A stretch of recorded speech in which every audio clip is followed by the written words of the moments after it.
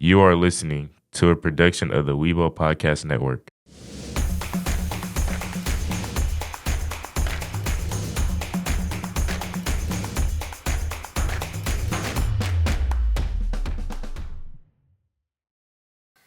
Hello, welcome to episode 14, season 2 of Tiger Sports Page. I'm your host, Angelina Lopez. Tiger Sports Page is a weekly podcast and a YouTube program dedicated to all things Lancaster ISD sports. Lancaster ISD, for those who don't know the geography, is in the Dallas/Fort Worth Metroplex in North Texas, just south of Dallas. Lancaster High School, most of what we cover here in this podcast, is a member of the Texas University Interscholarship League and plays at the 6A division, which is the division with the largest schools with the biggest populations. We cover all of that. Now, in today's program, we're joined today by Lancaster ISD Superintendent of Schools, Dr. A. Katrise Perera. Hello, ma'am. How Hi, are you? I'm great. Thanks for having me here today. That's good. We're going to start off with the 1 minute autobiography of yourself. Oh, wow. Autobiography of myself. I don't know. I'm a Bayou girl, grew up along the hemlines of my Creole grandmother in Louisiana. I like to think I was refined in the Old Dominion as I began my career, and two-stepped in Texas now. Could you go in a little bit more in your A career? little bit more into it. Okay, so again, I grew up in Louisiana, spent most of my time there. Graduated high school, obviously, in 1986. I know that's a long time for many of you. Can't even think back that far or imagine. Went off to college there in Louisiana at Northeast Louisiana University. Finished that in 1990. Moved to Charlottesville, Virginia, literally 3 days after I got married, because my husband-to-be was set to get a job in Virginia, so we spent most of our career there. I'm a mother of twins. I have two girls who just turned 28 a few weeks ago, and I'm proud to say that one of them is a teacher. The other one's an entrepreneur, just like her dad, and we love being here. But we have literally lived coast to coast from Virginia to Oregon. I actually was in Oregon before coming here for 4 years as a superintendent, but excited to be back in Texas. The plan was always to come home or next door. Okay. You were a student athlete, like I'm a student athlete. Mhm. How has being an athlete in high school shape you and your educational experience? Please give some Well, examples. I can tell you that the things that I learned may not have been lessons that I wanted to learn at that time. As a high school student, I can tell you that all the skills that I learned on the court and in the classrooms have been a contributing factor to who I am and what I do today. I'm a superintendent. I was a former reading teacher and coach, and all the skills that I utilize on the court are leadership skills. Things like teamwork, things like problem solving, building resilience in oneself, ensuring that I have some self-discipline in myself to do the things that I need to do, so that people don't always have to instruct me or direct me in what to do. So all those things were at the time tough lessons growing up, but as I reflect back on my time in athletics, I can tell you all of those things are applicable. And the coaching part of the coaching, I can say to you as a leader, that's what I do. I try to uplift and ensure that others know their path to success, and try to provide them with the resources for success in their careers as well. How did your being in a high school and college athlete shape your professionally? What from that experience did you bring to your job here at Lancaster Mhm. and leading these schools, districts, and having a direct impact on your future? Mhm. Yeah, well, again, I would tell you the most impactful, I would say, is the problem-solving piece, because what I do, I basically put out fires all day long, right? I mean, I like to tell kids that I'm your principal's principal, right? Yes. But nonetheless, there are things that go on. My day can be a joyful day of going and reading with kindergartners, and then in the next hour, I'm there dealing with a situation where there's some serious situation with a student or an employee. And so it's really a roller coaster. And the athletics part, I think, again, that resilience piece and that perseverance to push through and do what you need to do, no matter what what emotions you have feeling personally, but it allows me to kind of pep myself up and continue to go. Okay. Um, let's jump into some statistics. Historically, we have seen greater views and more attention in men's sports than we have seen in women's. According to an article by PlayToday.co, broadcast rights for men's NCAA tournaments sold for 10.18 billion in 2010, whilst women's tournaments were worth 500 million. This is the collegiate sports that inequity, seemingly, not just financially, but support as well, trickles down to the high school level. With that being said, how does the society we live in today affect the amount of coverage women's sports get? I'm talking about the political climate, the pop culture climate, all of that.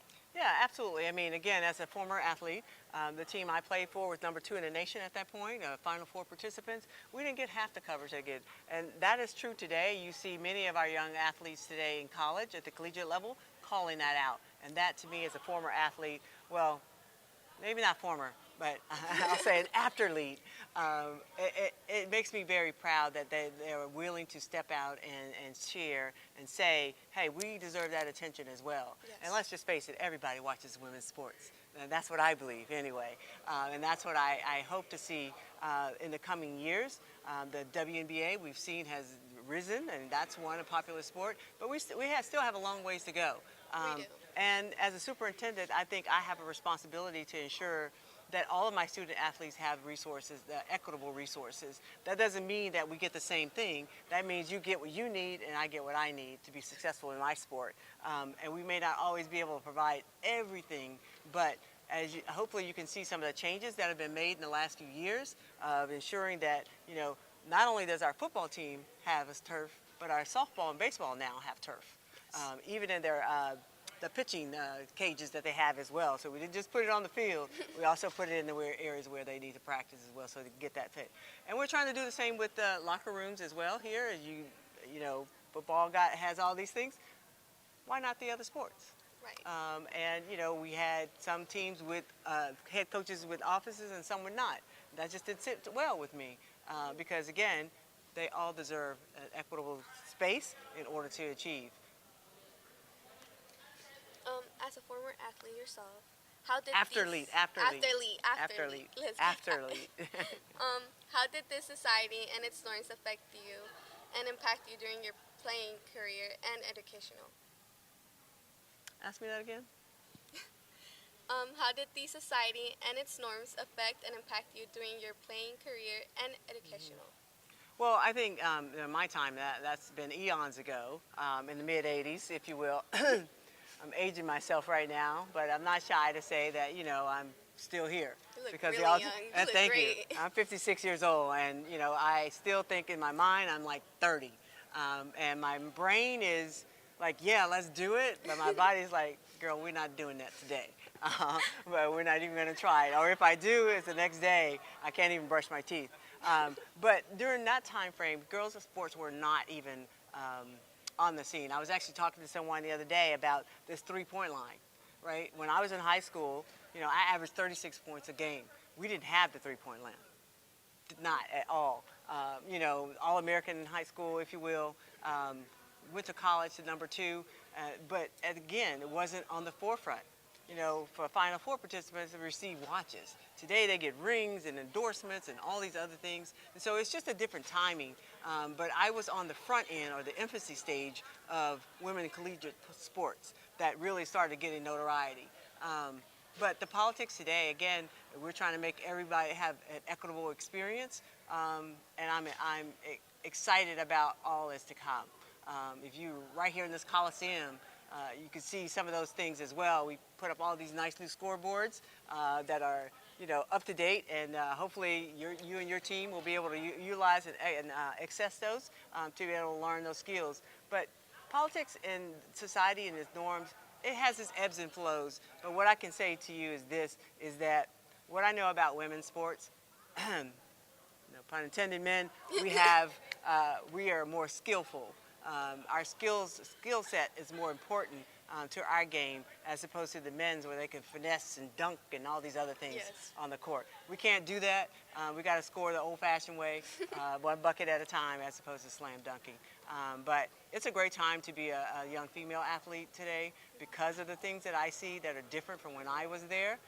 It makes me proud to know, like last night we just celebrated Coach Howard's 200th win. I mean, and she's only been in the coaching game less than 10 years. That's awesome. To achieve 200. That's amazing to me. It's a great feat and shows her dedication and commitment. And I can say that society itself too is, I feel, has more of a commitment and interest in women's sports today than ever before. I myself am an athlete for this school.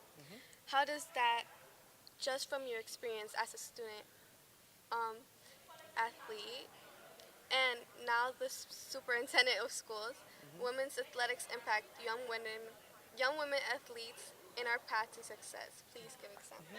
Well, I can say that for women's sports, and that is how it's impactful to women, because we see, at least from my perspective, I think young ladies, they see the sport that they play and activities that they're involved in, they see it as a means to grow and to learn and to get better. Not saying that the men don't do that either, but many young men get involved in sports because they want to go play professionally. Yes. Like we don't have that, we haven't had that option for a long time.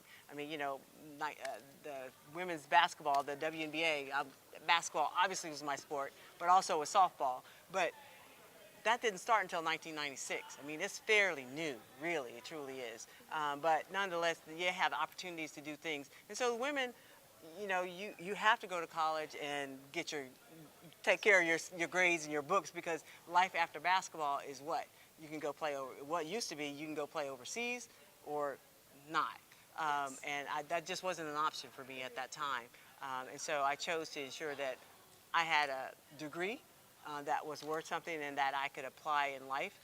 I will say to you and admit to everyone that basketball really saved my life. I don't know the trajectory of my livelihood, what it would be without it. I can't even imagine or fathom it now, because it's been a part of my life since I was like 13 years old. And it's what I've done, and everything is applicable in life as to, in comparison to athletics. And so I would just encourage young women to stick with it. Things get hard, but know that the focus is in making you and improving your livelihood and your potential along the way. It's not just about the spirit of competition, it also is about life itself and ensuring you have those skills to be successful. If you were the commissioner of all women's sports everywhere, what changes would you make from the school age level to the collegiate to Collegiate, pro? yeah. Collegiate. Uh-huh. I'm sorry. Yeah. To pro. Please give specific examples and tell us why those are the changes that are needed.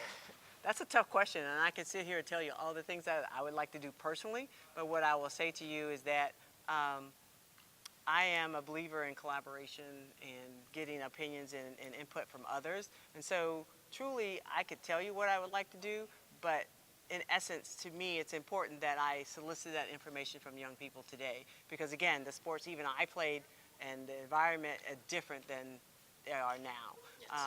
But what I can say about Lancaster ISD and the things that we're trying to do to build up the stability and sustainability of the success that we've had and try to maintain this tradition of championships or winning is to try to grow the program, because unfortunately we live in an area that